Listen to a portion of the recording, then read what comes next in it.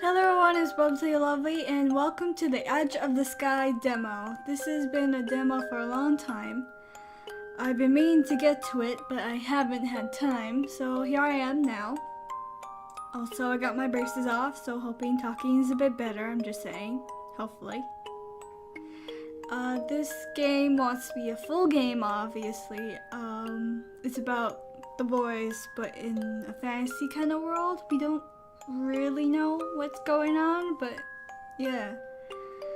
And of course, I will be supporting this game myself. And you can support them here, obviously. It's cool. So, what do I know about this game? It's mostly just like fantasy.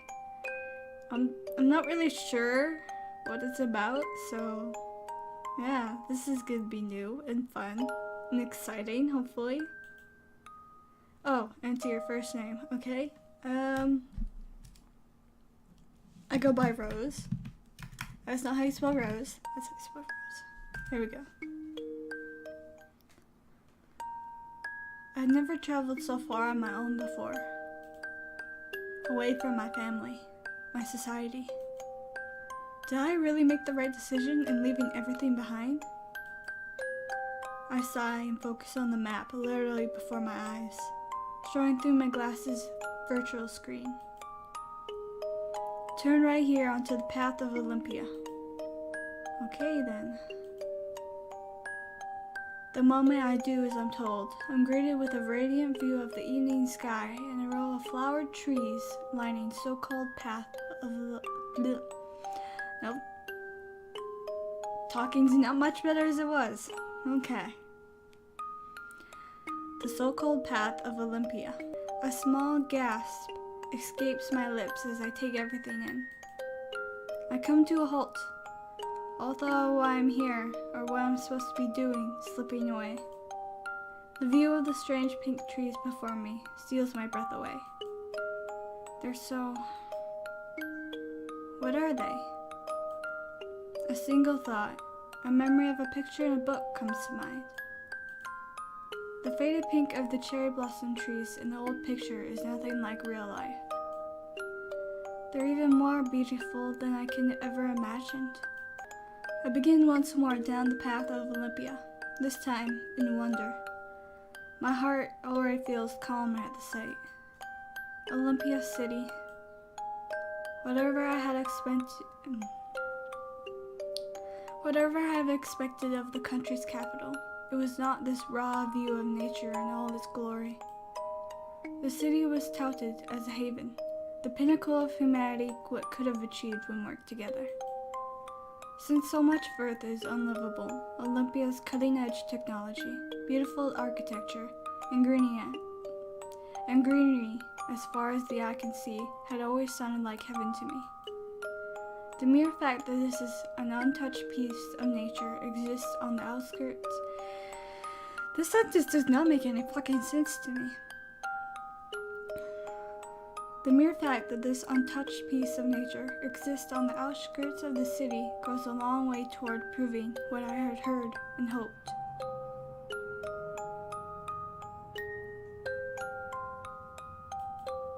That coming to Olympia would give me a chance at new and exciting, much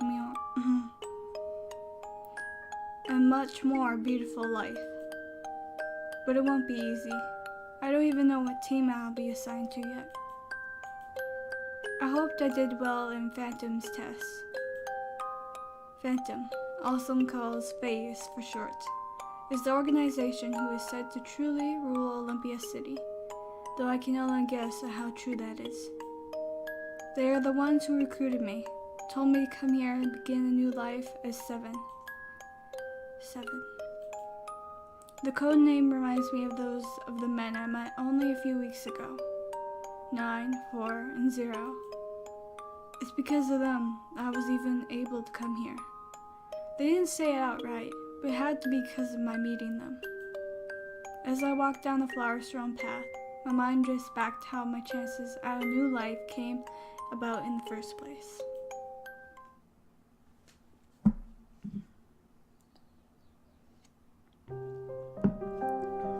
clan stopped outside a city again. It's not close enough to see it properly, not from our position, but I feel a strange buzz of excitement nonetheless. As for long as I've been alive, it has always been my people that have lived as nomads. We wander from place to place, moving along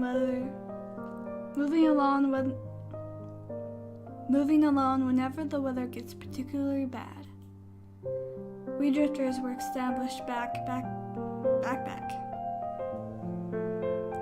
We drifters were established back when some places were too hot to live in, due to the effects of climate change.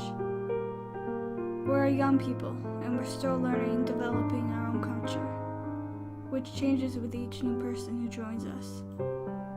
As long as I've been a people, we accept anyone from any country and any nationality. Living our lives wandering the wastelands has taught us to try and be kind to and open to anyone, but I hear some yelling and jeering behind me. With my curiosity piqued, I turn around without thought. A small group of men stand just at the line of the city limits. They're dressed in clean-cut clothes with their hair perfectly styled and everything about them screaming, "City dweller." However, tread through the crowd are some scary-looking thuggish men too. Probably have nothing better to do and just looking for a fight. They're yelling something I can't quite hear, and when I move a little closer, I immediately regret doing so. Dirty drifters aren't welcome. Let's try that again.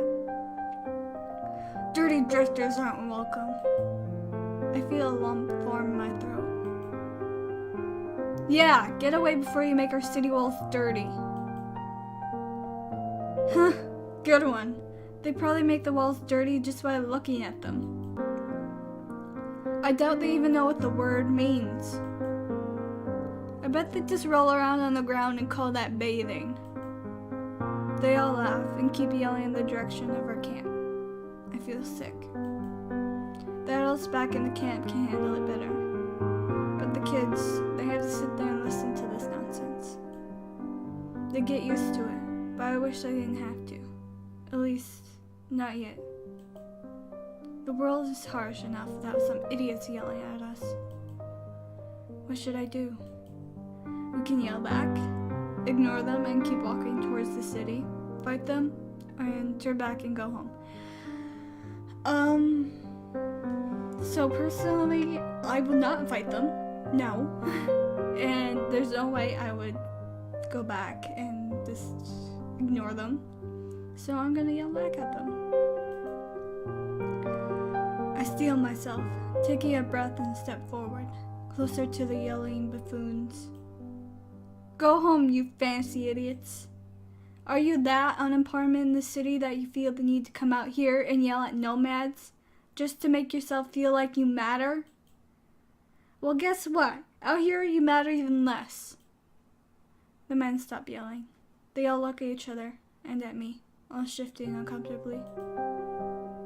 So turn around and go back to your precious city where you can all pretend like you aren't complete... No. Let's try that again. So turn around and go back to your precious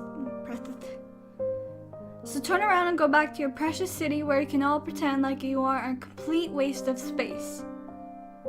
With a huff, I turn on my heel and march out before they start yelling again. Before I can do much more though, a large hooded man roughly grabs me by the shirt, pulling me to him. I glare up at the man, but when he looks at me, I suddenly realize that the jeers and yelling have stopped. Huh? What's going on? I twist myself in the man's grasp to look around and see that everyone's looking at something behind them. Now I can